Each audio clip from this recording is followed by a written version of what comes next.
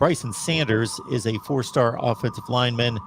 He has announced this week that he will make his decision known on June 23rd on whether he selects Oklahoma, Ole Miss, LSU, or Tennessee. His official visit is the first weekend of June to Norman. And there had been some questions concerning how many recruits are going to be on campus this weekend. I've searched all over the place. I don't have that number or any kind of list. Yeah, no, I mean, and I don't either. I do think for the question that was asked, Venables and the staff have consistently over the last few weeks have consistently mentioned how huge of a recruiting weekend this is. So I think it's hard to kind of capture how many. I would say probably, if I was guessing, in the neighborhood of 20 or 30 recruits that would be here either officially or probably most of them will be here unofficially, just kind of on their own dime. I think when you look at the amount of ex-alumni that are coming back for this game, I think that kind of pays dividends and shows like how important of a recruiting weekend it is, because Venables talked a lot about yesterday him about some of the former players coming back, having an opportunity to speak to some of the kids and speak to some of the guys that are on campus. So I think it'll be very significant. Where we'll see if we can chase down the number, but yeah, I would anticipate somewhere in the 20s and 30s in terms of the number of recruits that are there visiting in some capacity. And of course, there will be the unveiling of the Baker Mayfield statue. And ironically, Baker Mayfield did not show up, as was expected, to voluntary workouts that are voluntary, involuntary workouts in the NFL, and did not show up. And you got to think that between he and the Browns, there will be a strong push, and maybe even right now, toward jettisoning him out of town to another team, considering the acquisition of Deshaun Watson. So he's got that on his mind as he hopefully is able to kind of put that aside for a few hours or a full day and enjoy what he was able to accomplish at OU.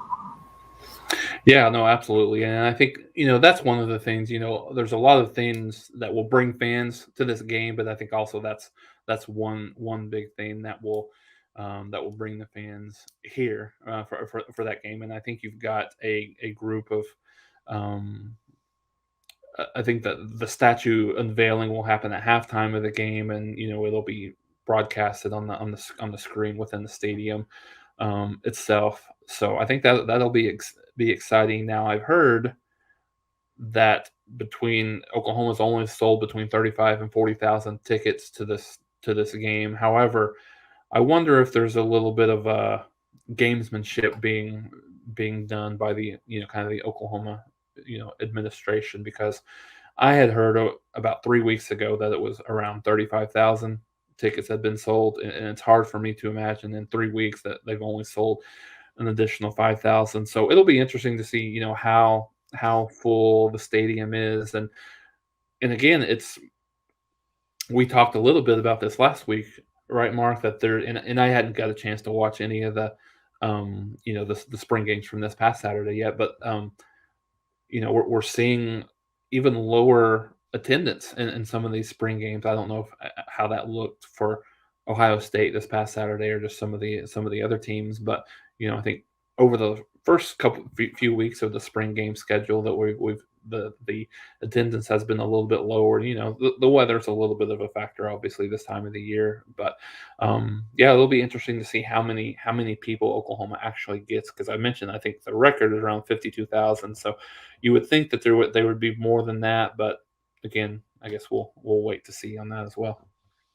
I don't think any reasonable person's going to be that critical of Dylan Gabriel's performance. He's proven himself on the field against strong opponents, and even if he has an off day, that can be dismissed.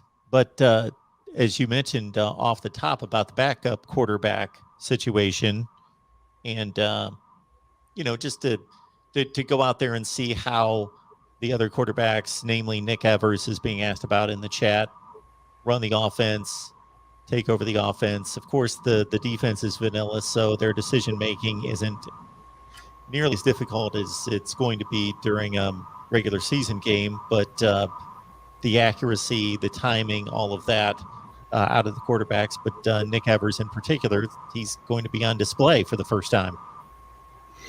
Yeah, and I think, just getting some feedback on Nick Evers. I mean, he looks the part, right? But I think he throws a really good ball. He's got the measurables, the height, and and everything. And he's already put on some weight since he's been here, which is good. I think and there's portions of time which you would certainly expect from a true freshman coming in here and coming in graduating early, a guy that should still be in high school, right? So that you see moments of he can fling it, and he knows where to go with the ball, and then there's times where he looks completely confused and not sure where to go, and just kind of takes off with the ball early. So you'll see a little bit of that. I think there's probably a battle between him and, I would say, Ralph Rucker to be the number 2 guy right now. I would probably give a slight lean to Evers and his kind of natural God-given ability versus Ralph Rucker being a walk-on and maybe not necessarily having the same physical tools at the quarterback position. But I think that the thing that Rucker has to his advantage is the fact that he's been in Oklahoma. Obviously, it's a new system for everyone, but he's been there for the past year. So I think, and there was a comment here related to that, Mark, and I think it's certainly a big concern. It may be the biggest concern from a depth perspective, that Oklahoma's one play away from somebody playing that has absolutely no experience whatsoever. So really just kind of understanding that. I think it'll be interesting to see if Oklahoma will,